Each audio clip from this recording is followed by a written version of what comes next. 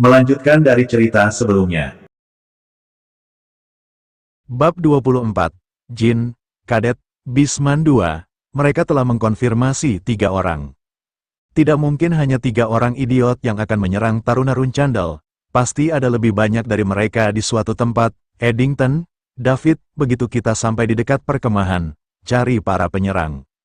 Iya, jika Anda menemukan mereka, jangan terlibat, laporkan kembali kepada saya secepat mungkin. Jin tidak menyangka para taruna diserang oleh manusia, bukan Beastman.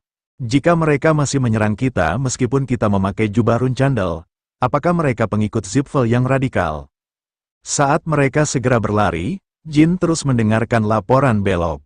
Para penyerang semuanya mengenakan topeng, jadi grup 2 tidak dapat mengidentifikasi mereka. Tetapi mereka menyebutkan bahwa para penyerang menggunakan pedang panjang yang paling umum dan tersebar luas di kerajaan Zan. Kalau begitu, kemungkinan ini adalah pekerjaan orang dalam dari kerajaan Zan. Tapi dia tetap tidak bisa mengesampingkan kemungkinan bahwa pengikut Zipfel berada di balik serangan ini. Mungkin saja mereka sengaja menggunakan senjata yang diproduksi di Zan untuk membingungkan kami. Jika grup 2 berhasil melarikan diri setelah pertempuran, musuh tidak boleh ksatria bintang 5 atau lebih tinggi. Masalahnya adalah kita tidak tahu siapa mereka.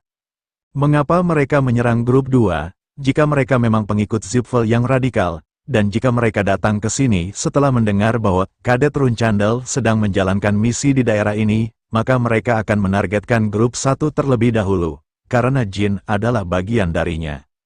Setelah berlari tanpa henti selama 3 jam, perkemahan akhirnya terlihat. Mereka akan tiba lebih cepat jika mereka melakukan perjalanan melalui padang rumput daripada hutan, tetapi mereka tidak mampu untuk ditemukan oleh musuh. Eddington dan David berpisah dari kelompok untuk mencari penyerang. Satu-satunya yang tersisa di dekat camp adalah Jin, Belop, dan Sierra. Jika mereka menuju tempat persembunyian grup 2 sekarang, fajar akan tiba. Karena mereka masih belum mengetahui jumlah musuh dan pasukan mereka, para taruna dan Jin akan dirugikan jika cahaya kembali. Saya harap grup 2 menyembunyikan diri dengan benar. Mereka semua adalah anak-anak yang terampil, jadi aku tidak perlu terlalu khawatir. 3 anggota grup 1 yang tersisa mulai bergerak lagi. Mereka berencana bergabung dengan grup 2 di tempat persembunyian mereka dan menunggu Eddington dan David kembali dengan rincian tentang para penyerang. Jin dan yang lainnya dengan cepat tiba di tempat persembunyian, tetapi grup 2 sudah tidak ada lagi. Yang tersisa hanyalah surat di pintu masuk gua dan genangan darah di tanah. Tuan muda, ini, sepertinya mereka sudah ditemukan. Jin mengepalkan dan menggertakkan giginya saat melihat pemandangan ini. Bunda ini, aku tidak tahu siapa kamu, tapi aku akan menemukanmu, dan aku akan membunuh kalian semua. Jin sudah lama tidak merasa marah, bahkan selama kematian mendadaknya di kehidupan pertamanya, dia merasa lebih putus asa daripada marah, dan setelah kemundurannya, dia sibuk memanfaatkan kehidupan barunya setiap hari dan tidak punya waktu untuk memikirkan emosinya. Tapi kali ini, kepalanya memanas karena marah dalam sekejap. Noda darah di sekitar gua semuanya berasal dari anak-anak di usia remaja, apalagi anak-anak itu adalah bawahannya yang mengikutinya. Jin memejamkan matanya dan menenangkan diri sebelum bertindak gegabah. Dia harus tetap tenang untuk menemukan musuh dan membalaskan dendam para taruna. Tenanglah, Bel, darahnya belum sepenuhnya kering. Belum lama sejak mereka ditemukan. Jin berbicara kepada Belop, yang terengah-engah. Ada begitu banyak darah sehingga dia mengira grup 2 semuanya telah terbunuh. Ada banyak darah, tapi tidak ada potongan daging atau tulang, dan tidak ada jejak tubuh yang jatuh ke rerumputan. Grup 2 berhasil melarikan diri selama pertempuran. Ada banyak jejak kaki di sini, tapi melihat ukurannya, sepertinya hanya ada beberapa musuh yang mencari di area ini ketika mereka ditemukan. Sierra dengan tenang mengangguk pada pengamatan Jin. Dia sudah melacak pergerakan grup 2 dengan memeriksa jejak kaki dan noda darah. Mereka tampaknya telah pergi ke barat, Tuan Muda, dan ada perban di sini. Jin dengan cepat bergabung dengan sisi Sierra dan mengamati potongan perban, itu pasti diproduksi di Hupester. Ada satu penyerang, dia pasti melukai grup 2 sebelum melarikan diri terlebih dahulu. Grup 2 tampaknya telah tinggal di sini sejenak untuk merawat luka mereka tetapi harus melarikan diri karena mereka memperkirakan penyerang akan kembali. Melihat ke barat, Jin akan melihat jalan panjang rerumputan yang sedang diinjak, karena tidak ada jejak-jejak kuku kuda dan hanya jejak kaki manusia bersama dengan noda darah, tidak ada alasan bagi Jin untuk ragu. Sierra, bersembunyilah di area ini dan tunggu Eddington dan David kembali, kemudian bergabung kembali dengan kami. Kita akan mengejar mereka, Belop. Mereka terengah-engah dan bertiup saat mereka berlari dengan kecepatan penuh, karena tidak satu pun dari mereka yang tidur sebentar dan menghabiskan sepanjang malam berlari dan mencari. Stamina mereka mendekati batasnya. Belop kelelahan hanya karena mengikuti Jin. Tetapi yang terakhir tidak terlalu khawatir sekarang, selama ada 5 atau kurang prajurit bintang 4 yang harus dihadapi, Jin dapat dengan mudah menangani mereka semua. Faktanya, satu hal yang membuatnya khawatir adalah bagaimana dia menggunakan mana dan kekuatan spiritual tanpa disadari oleh para taruna, tetapi dia tidak menenggelamkan dirinya dalam kekhawatiran itu. Dia lebih peduli menyelamatkan para taruna daripada menyembunyikan rahasianya. Suara metalik, para taruna berkelahi dengan orang-orang. Pengejaran Jin dan Belop yang terburu-buru membuahkan hasil. Setelah sekitar 30 menit pengejaran, mereka bisa mendengar suara-suara di kejauhan. Belop juga memperhatikan suara-suara itu. Mereka berdua berhenti di jalurnya untuk menemukan sumbernya. Jin menghentikan napasnya dan mengamati sekelilingnya, memeriksa apakah ada musuh yang mengikuti mereka juga. Mulai sekarang kita akan menyamar, Belop, tapi grup 2 sedang melawan musuh sekarang, Tuan Muda. Kami berada di hutan sekarang. Daripada mengumumkan kedatangan kita kepada semua orang, lebih baik menyelinap di belakang penyerang dan menyerang mereka dengan terkejut. Jika tidak banyak musuh, kita bisa mengakhiri ini dalam beberapa detik. Saat keduanya diam-diam melakukan perjalanan di antara pepohonan dan mendekati sumber suara, mereka akhirnya bisa memeriksa taruna grup 2. Mereka berada di tengah pertempuran di tengah hutan. Tak satu pun dari mereka menerima luka fatal seperti amputasi, tetapi semua orang mengalami luka ringan seperti luka kecil di sekitar tubuh mereka. Scott Kiko, Zhu Shen, di mana Mesa, dia hanya bisa melihat 3 taruna. Musuh bertopeng berjumlah 2. Melihat gerakan mereka, Jin sampai pada kesimpulan bahwa mereka memang pejuang bintang 4. Kami akan menyerang mereka dari belakang secara bersamaan atas sinyal saya. Aku ambil kiri, kamu ambil kanan. Tunggu, tidak, apakah Anda membawa belati? Belop mengeluarkan belati yang tersimpan di tali dadanya. Tutup matamu, kenapa Jin menyuruhnya memejamkan mata dalam situasi seperti ini? Belop bukan tipe orang yang bertanya pada dirinya sendiri pertanyaan seperti itu. Jika Tuan Muda memerintahkannya untuk menutup matanya, dia akan menutup matanya. Begitu Belop melakukannya, Jin menutupi belati dengan energi spiritual. Kekuatan spiritual dapat meningkatkan kekuatan pemotongan dan penghancur senjata seperti aura. Namun, itu memiliki satu efek lagi. Ketika senjata diselimuti energi spiritual, keberadaan dan keberadaan objek menipis. Oleh karena itu bisa sangat meningkatkan peluang keberhasilan serangan mendadak, terutama jika seseorang secara akurat melemparkan belati tanpa mengeluarkan suara. Dengarkan baik-baik, Belop, segera setelah saya selesai berbicara, tunggu 2 detik lagi dan serang musuh di sebelah kiri. Begitu dia selesai berbisik, Jin melemparkan belati yang gelap, bilahnya memotong angin saat meluncur melintasi hutan, dan bersarang di belakang kepala musuh paling kanan. Penyerang yang mengayunkan pedangnya segera berhenti bergerak, tapi sebelum sekutunya di sebelah kiri bahkan bisa menoleh untuk memeriksanya, Belop berlari ke arahnya dari belakang dan mengayunkan pedangnya ke punggung musuh yang masih hidup.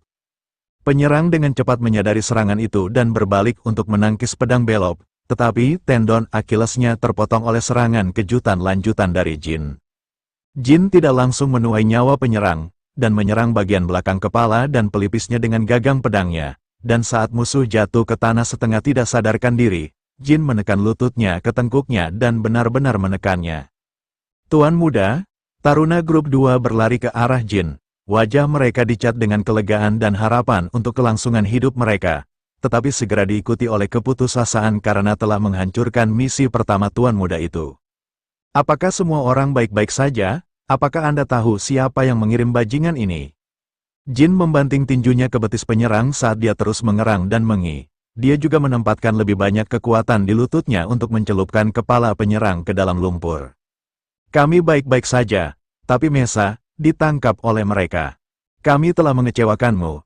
Tuan muda, Jin menghela napas dalam-dalam dan mencengkeram rambut penyerang yang masih hidup dan melepas topengnya. Itu adalah wajah seorang pria berusia 30 tahun yang belum pernah dia lihat sebelumnya.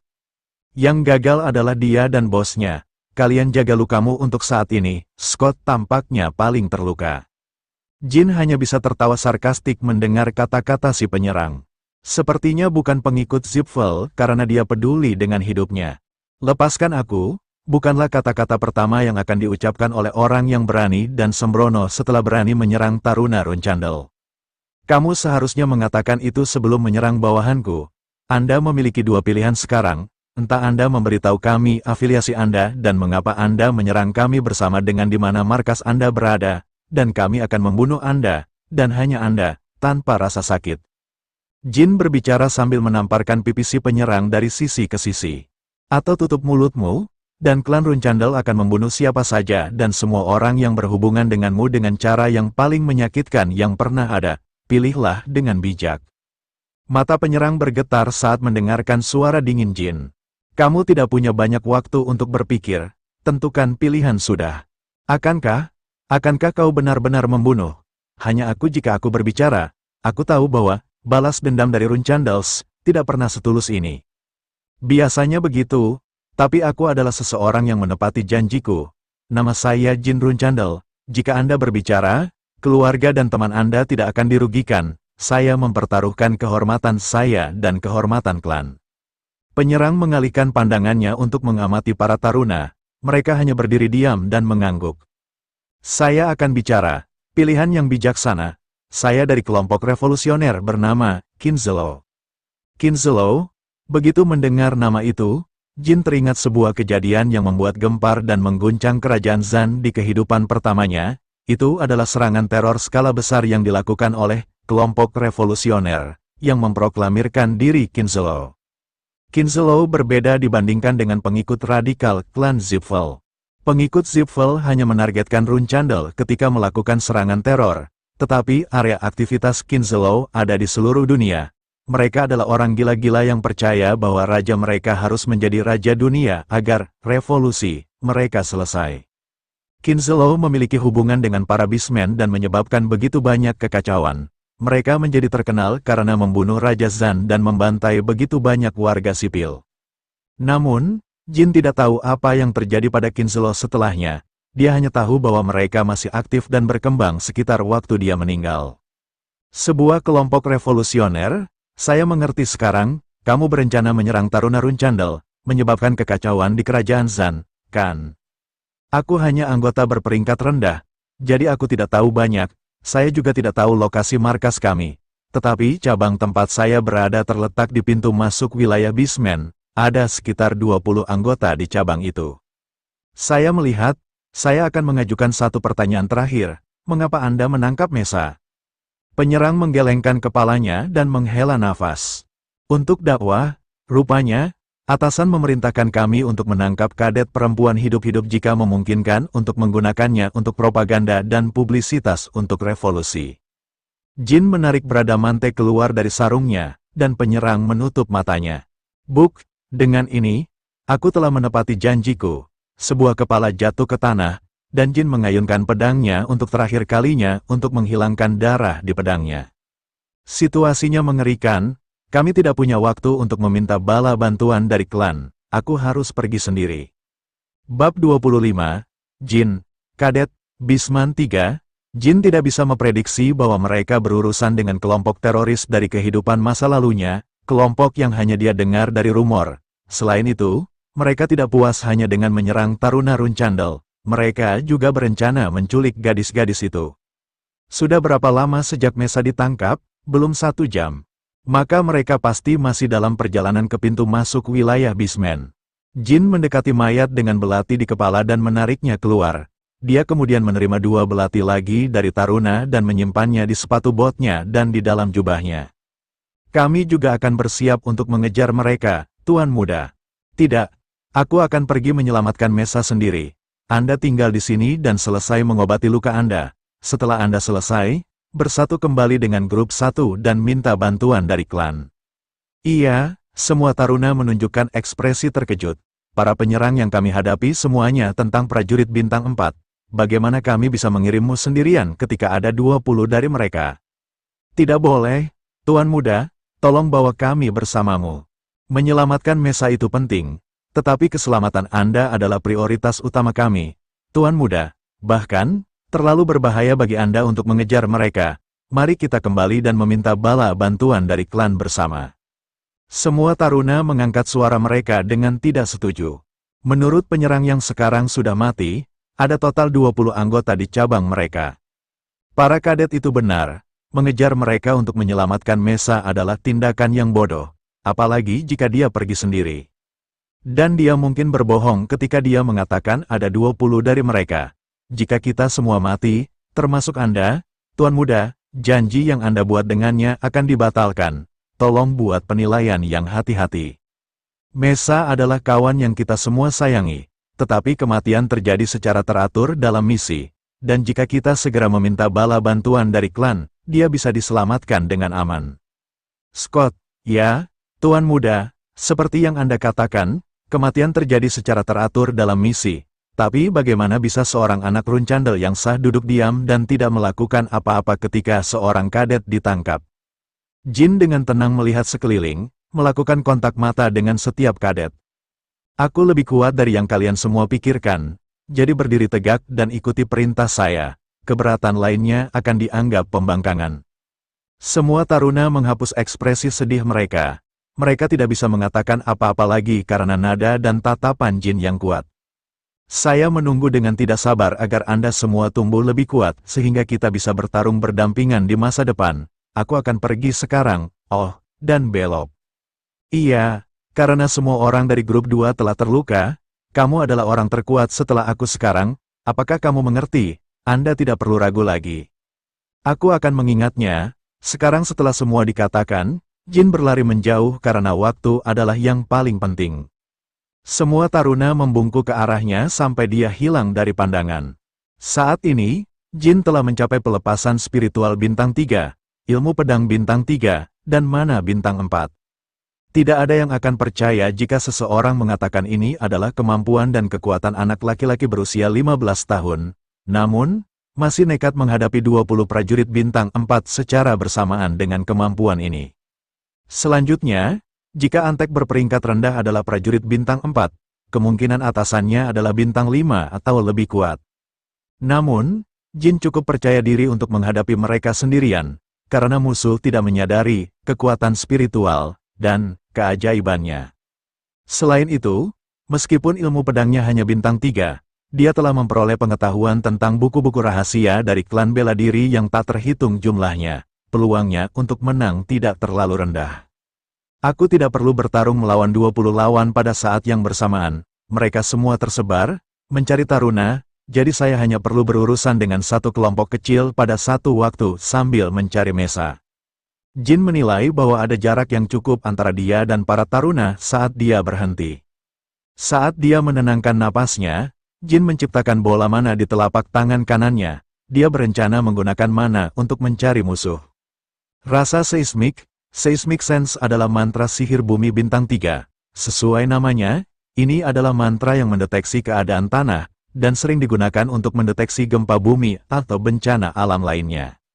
Dengan kata lain, itu bukanlah mantra yang tepat untuk digunakan untuk melacak musuh. Namun, tergantung pada aplikasi dan tautannya, sihir memiliki kemungkinan dan penggunaan yang tak terbatas. Namun, pesulap biasa membutuhkan kerjasama dengan yang lain ketika mencoba menggunakan trik aplikasi dan tautan. Saat bola mana di tangan kanan Jin secara bertahap meresap ke tanah, Jin menciptakan bola mana kedua di tangan kirinya, yang ini sebagian transparan seperti atribut angin. Multicasting, ini adalah keterampilan yang kebanyakan penyihir di seluruh dunia hanya bisa impikan untuk dikuasai. Tanpa bakat untuk itu, bahkan penyihir bintang 7 tidak dapat menggunakan keterampilan penting ini. Jin bisa menggunakan multicasting sejak kehidupan masa lalunya, segera setelah dia menjadi murid guru sihirnya. Pengejaran angin. Saat dia selesai mengucapkan mantra kedua, angin mulai berkumpul di sekitar mana yang transparan. Setelah angin bertiup di sekitar Jin selama beberapa detik, ia mendeteksi sedikit reaksi dari seismic sense dan mulai mengalir ke arah itu. Angin mengikuti informasi yang diberikan oleh Seismic Sense. Saya beruntung mereka bergerak di padang rumput. Jika mereka berada di hutan, akan sulit untuk melacak mereka bahkan dengan dua mantra ini. Jika anggota Kinzelo melewati hutan, pepohonan dan makhluk hidup di sana akan mengganggu pendeteksian, sehingga hampir mustahil untuk menemukannya. Jin membatalkan sihirnya. Multicasting menghabiskan jumlah mana yang ekstrim, dan jika ada penyihir di antara musuh, mereka dapat mengetahui bahwa mereka sedang dikejar. Mereka belum pergi terlalu jauh. Setelah berlari sekitar 1 jam, Jin akhirnya bisa melihat jejak fisik teroris di sekitarnya, seperti jejak kaki atau rerumputan yang rata. Saat dia akan mulai berlari lagi, Jin tersentak dan segera menghentikan semua gerakannya. Ketika dia memeriksa jejak kaki lagi, jumlah pasangan sudah turun. Sebuah panah terbang ke arahnya melalui rerumputan yang tinggi. Jin dengan mudah menghindarinya dan mengarahkan pedangnya ke arah asalnya. Para penyerang mengharapkan para taruna untuk mengikuti mereka, dan telah menggali lubang sebelumnya. Seperti yang kupikirkan, seorang kadet runcandel, gerakanmu bagus. Saya bisa melihat mengapa Chav mengalami kesulitan sebelumnya. Anak itu menghindari panah. Clark, beri aku koin emas. 3 pria yang mengenakan topeng keluar dari liang dan terkikik di antara mereka sendiri. Sepertinya mereka telah bertaruh ketika mereka melihat Jin. Apakah dia bisa menghindari serangan mendadak atau tidak? Pria yang mereka panggil Clark mengeluarkan koin emas dan melemparkannya. Kamu menghasilkan uang berkat bocah sialan itu. Bagus untukmu. Pemenang taruhan menangkap koin dan menyeringai saat dia mengeluarkan pedangnya. Jin masih diam mengamati lawan-lawannya. Mereka terdiri dari 1 penyihir dan 2 prajurit. Aura dan mana mereka tidak sekuat itu. Mereka semua harus berada di sekitar panggung bintang 4. Sementara Jin dengan hati-hati menilai kekuatan musuhnya, orang-orang yang bersangkutan mengira bocah itu membeku ketakutan.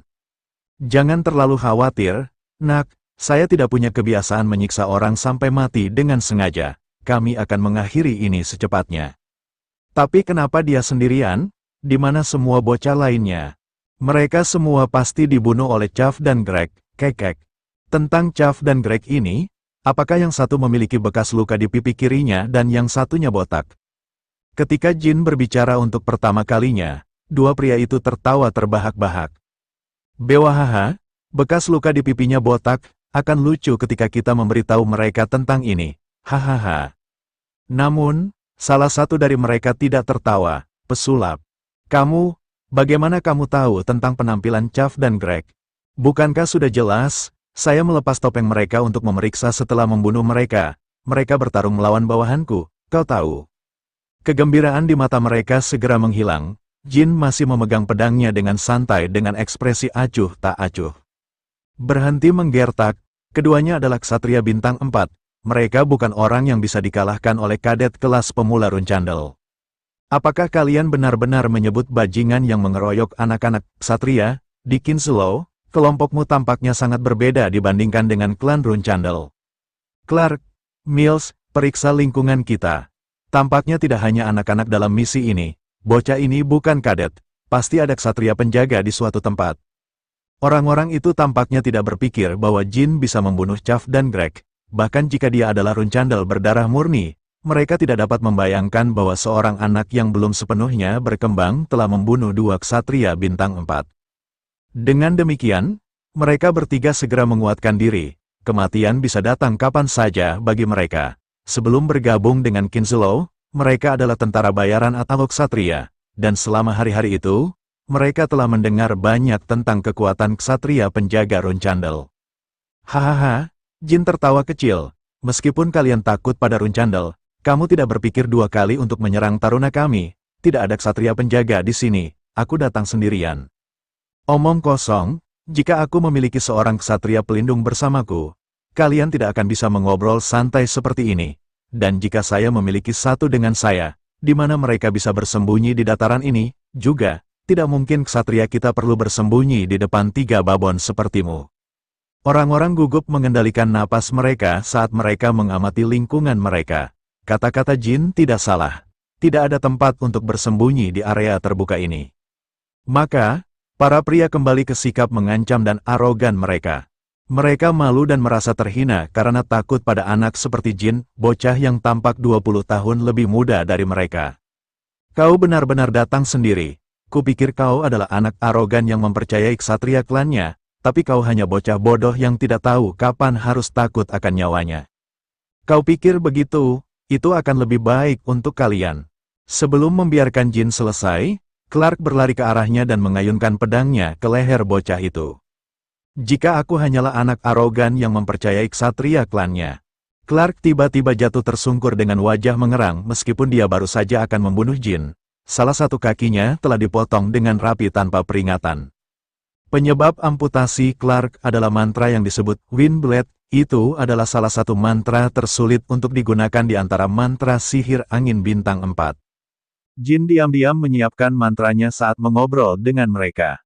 Clark, runcandel macam apa yang menggunakan sihir? Penyihir mulai membaca mantra untuk melakukan serangan balik sementara Mills berlari ke arah Jin dengan marah saat dia memegang pedangnya. Jin mengambil posisi saat dia menangkis ayunan ke bawah Mill. Serangan yang tertutup aura terasa berat bagi Jin karena tubuhnya yang belum dewasa. Namun demikian, seorang ksatria bintang 4 tunggal tidak masalah baginya. Saat Jin berputar dan membidik sisi Mill dengan pedangnya, penyihir itu berteriak. Mills, mundur. Api besar telah terbentuk di telapak tangan penyihir. Dia kemudian meluncurkan mantranya, mengayunkan lengannya, dan nyala api melesat ke arah bocah itu seperti tali. Mantra api bintang 4, Flame Wi, itu adalah mantra terkuat yang bisa dilemparkan oleh penyihir Kinzelo saat ini. Jin tidak menghindari serangan itu dan menerimanya dengan tubuhnya. Sudut bibir si penyihir naik saat dia melihat mantranya mengenai. Jin kemudian menggunakan fakta bahwa tubuhnya disembunyikan oleh api untuk menusuk leher Mills dengan Bradamante. Dengan pisau di lehernya, Mills bahkan tidak bisa berteriak kesakitan dan jatuh ke pelukan kematian. Penyihir itu mundur dengan kaget karena dia tidak bisa mempercayai matanya. Anggota terakhir, Clark, masih di lantai, menangis kesakitan sambil memegangi salah satu kakinya. Jin meraih cambuk api yang menempel di jubahnya dengan tangannya dan memadamkannya. Percikan tersebar saat mana dalam mantra menghilang dalam angin seperti abu. Karena dia telah sepenuhnya menyerap Phoenix Heart, semua mantra api dari bintang 6 atau peringkat yang lebih rendah tidak dapat menimbulkan kerusakan pada Jin lagi. Penyihir mulai membaca mantra baru ketika dia menyadari Jin memiliki ketahanan yang tinggi terhadap sihir api. Tembakan es, mantra yang sama yang menyerang kereta Jin dalam perjalanannya ke Taman Pedang.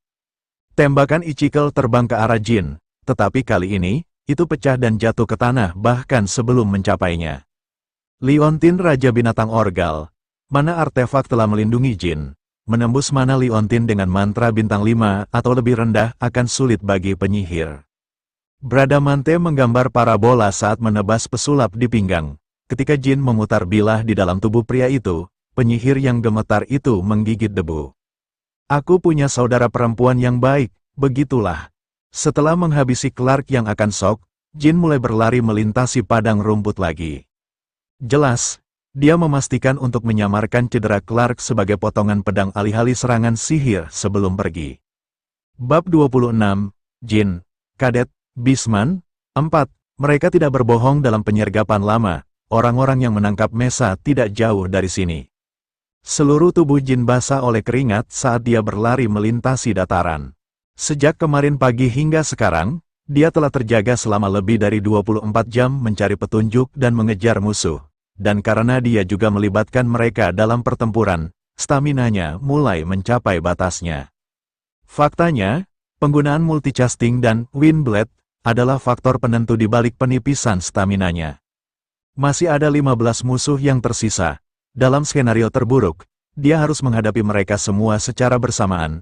Tetapi jika dia beruntung, dia akan menghadapi mereka dalam kelompok kecil yang terdiri dari 2 atau 3 orang.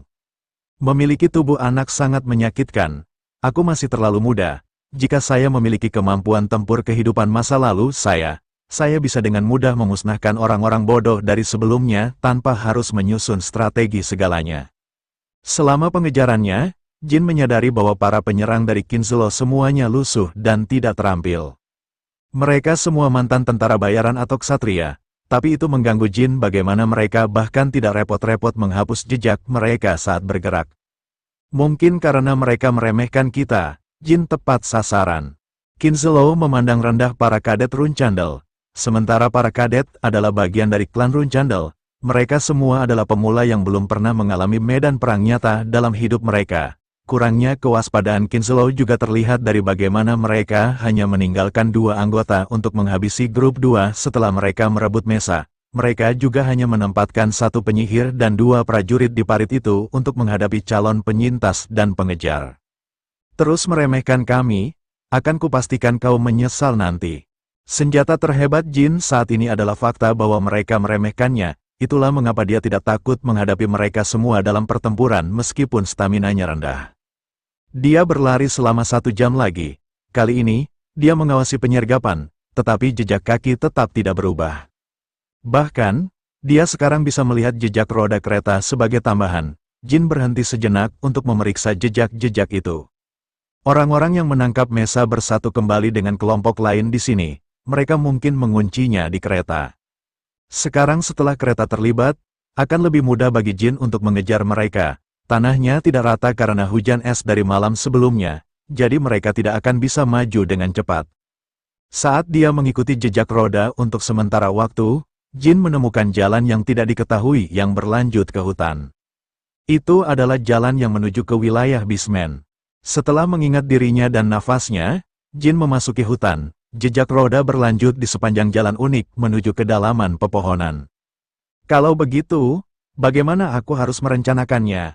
Jin berada di tengah operasi penyelamatan kadet.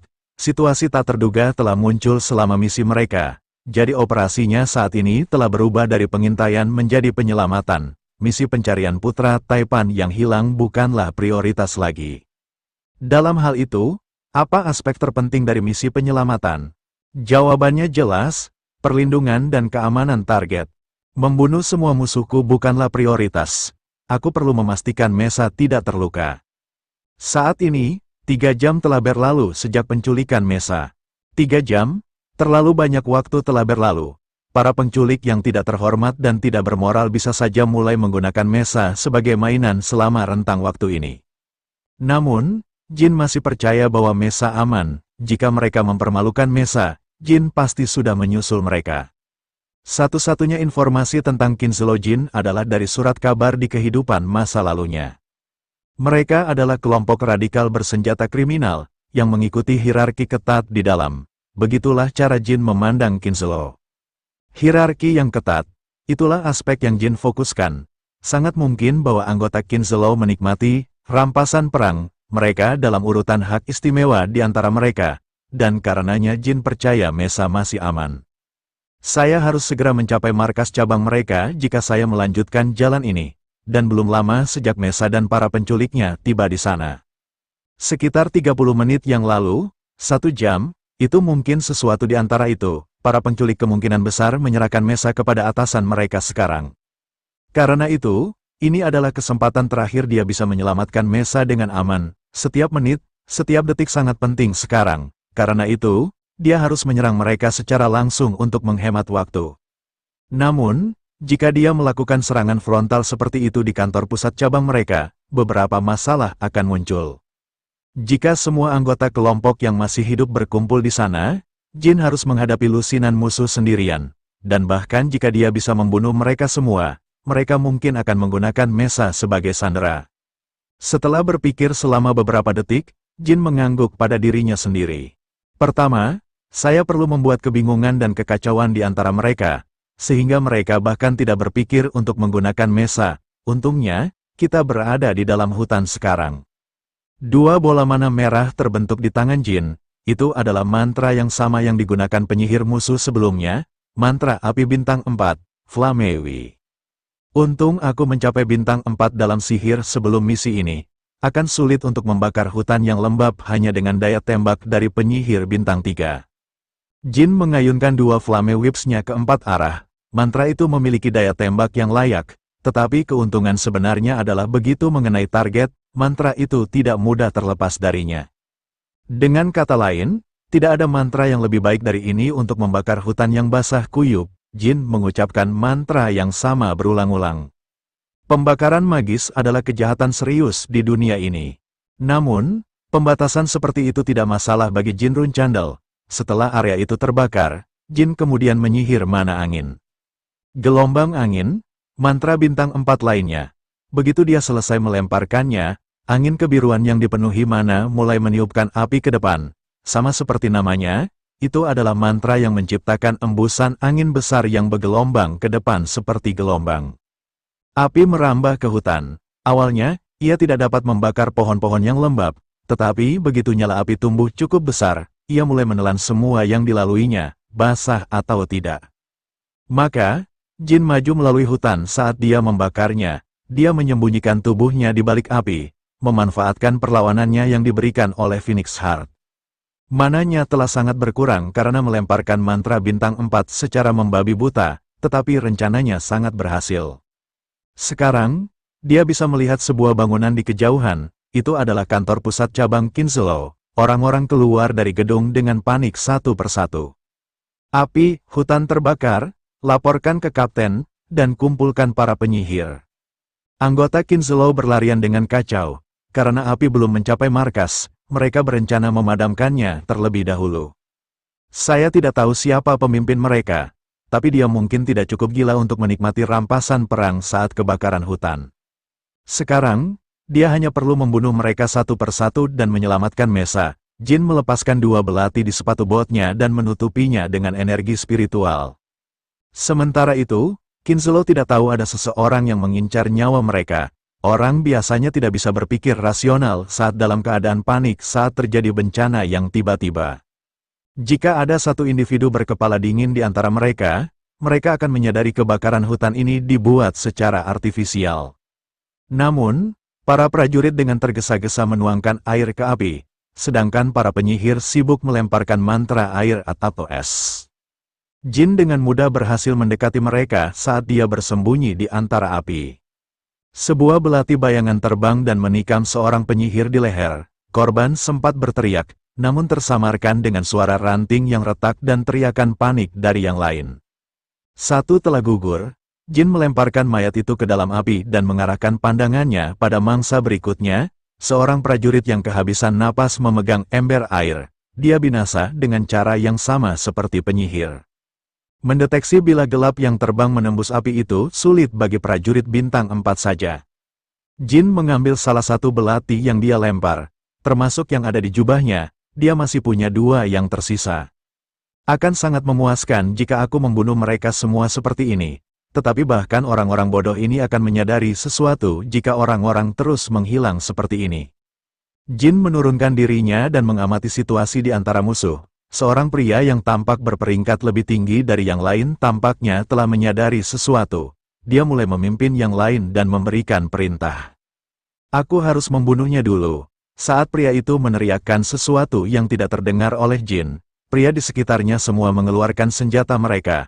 Mereka kemudian tersebar di sekitar gedung.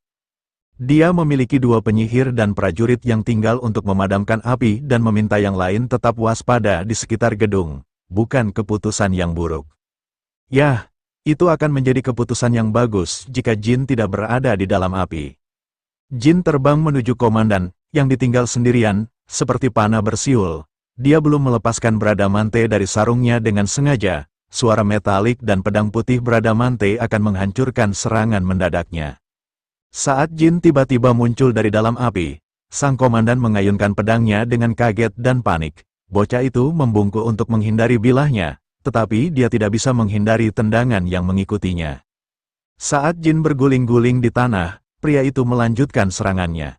Kamu tikus, jadi kaulah yang membakar hutan. Pria itu terus membidik bocah itu di tanah, dan Jin menggulingkan tubuhnya untuk menghindari serangan tanpa waktu untuk beristirahat. Pria itu kemudian membuang pedangnya dan melompat ke arah Jin, menangkapnya. Kau anak nakal sialan! Aku pasti akan membunuhmu. Tapi Jin sengaja membiarkan dirinya ditangkap. Dia juga telah memulai pertarungan tangan kosong ini dengan sengaja dengan membiarkan Bradamante bersarung. Meskipun seluruh berat tubuh pria itu menekan tubuh Jin, dia menggeliat seperti ular yang fleksibel. Sebelum pria itu menyadari apa yang terjadi, Jin sudah mematahkan lehernya setelah mengubah bentuk tubuhnya menjadi posisi yang tidak wajar. Dengan suara tulang leher patah, pria itu menjatuhkan diri ke tanah saat air liur menetes dari mulutnya. Ini adalah pertama kalinya saya menggunakan seni bela diri gaya Meyer. Persetan, itu menyakitkan. Jin hanya bisa merusak tubuhnya di luar batasnya untuk membunuh pria itu berkat seni bela diri klan Meyer. Dia terkilir bahunya sendiri dalam sekejap dan melewati kakinya di antara tubuh mereka untuk memelintir leher musuh. Itu adalah salah satu teknik yang tertulis dalam buku-buku rahasia klan Meyer, pembunuhan Revenant. Dia telah membunuh orang yang tampaknya menjadi pemimpin. Yang harus dia lakukan sekarang adalah berurusan dengan bawahan yang berlarian tanpa berpikir di sekitar api dan orang-orang bodoh yang dengan gugup menjaga sekeliling gedung. Setelah memperbaiki bahunya, Jin mengarahkan pandangannya ke markas cabang Kinzelo. Bangunan batu tua itu sedikit lebih kecil dari kediaman bangsawan kelas menengah. Jin berspekulasi bahwa tidak banyak musuh yang tersisa di dalam. Dia juga punya semua kuncinya. Setelah melewati mayat pria yang mirip pemimpin itu, Jin menemukan sebuah gantungan kunci dan beberapa koin emas. Dia melemparkan tubuh dan koin ke dalam api dan mendekati gerbang depan gedung. Saat dia membuka pintu besi berkarat, hal pertama yang dia lihat adalah lilin, dan di dinding ada gambar-gambar aneh yang dia tidak bisa mengerti makna di baliknya. Mereka adalah simbol Kinzelo. Sungguh sekelompok orang yang tidak menyenangkan. Dia menempel di dinding dan berjalan menyusuri koridor. Tidak lama kemudian, Jin menyadari bahwa dia tidak bisa merasakan siapapun di daerah itu. Paling tidak ada orang di lantainya. Dan setelah menggunakan kunci untuk membuka setiap ruangan yang dia temui, ada satu kunci yang tidak tersentuh. Apakah itu kunci yang mengarah ke ruang bawah tanah? Karena struktur bangunannya cukup sederhana, Jin dengan cepat menemukan pintu masuk ke ruang bawah tanah. Kunci yang tersisa pas di dalam lubang kunci. Begitu dia menuruni tangga, dia melihat Mesa di rantai ke dinding. Mesa, begitu dia melihatnya, Jin merasa lega. Dia belum mengalami sesuatu yang mengkhawatirkan, dia masih mengenakan seragam taruna. Namun, wajahnya memar di sekujur tubuh karena sepertinya dipukuli. Jin menanamkan aura keberadaman dan memotong rantai yang mengikatnya ke dinding. Ini berbahaya, Tuan Muda, kenapa kau? Ketika dia mendengar kata-kata pertama yang dia ucapkan padanya, Jin tidak bisa menahan diri untuk tidak mengepalkan tinjunya dan menggertakkan giginya. Ini bukan saatnya untuk mengkhawatirkanku. Mesa Milkano, bisakah kamu berjalan? Kurasa aku tidak bisa lari. Saya melihat, untuk saat ini aku akan mendukungmu. Jadi ayo. Keduanya tersentak dan mengangkat kepala. Dengan suara ledakan yang tiba-tiba itu, seluruh bangunan mulai bergetar.